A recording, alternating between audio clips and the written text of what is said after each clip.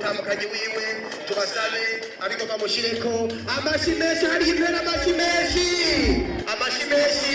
abafise ubudarapo mumanike hejuru twakire umukuru w'igihugu cyacu c'Uburundi Sebarundi Generale Majoro Epatito Ndayishimiye akaba mbere ari n'umukuru wene makuru y'inararibonye akaba ari kumwe n'umutandukanye wiwe amashimeshi abantu hejuru arafise imikurizo ivuga byanyu hejuru twakire akaba ari yende cyubahiro umukuru w'igihugu cyacu c'Uburundi Epatito Ndayishimiye akaba ari kumwe n'umutandukanye wiwe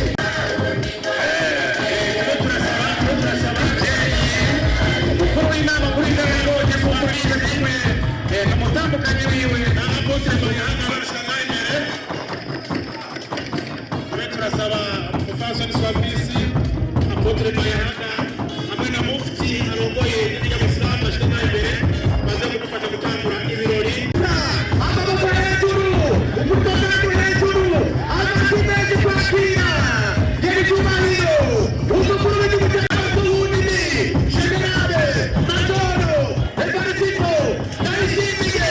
akaba ari kumwe n'umutandukanye wiwe ibikuta byanyu hejuru amadarapo yanyu hejuru ariko arababuka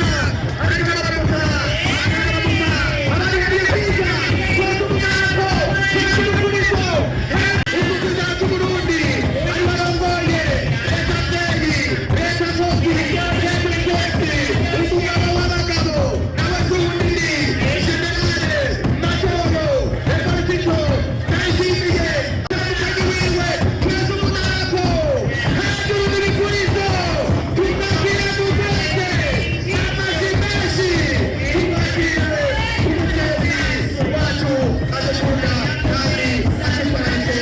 murakoze cyane none umubiri muteye wacu Sebarundi n'umukuru w'inama nkuru y'inararibonye mutandukanye wanyu karibu sana Irebe FM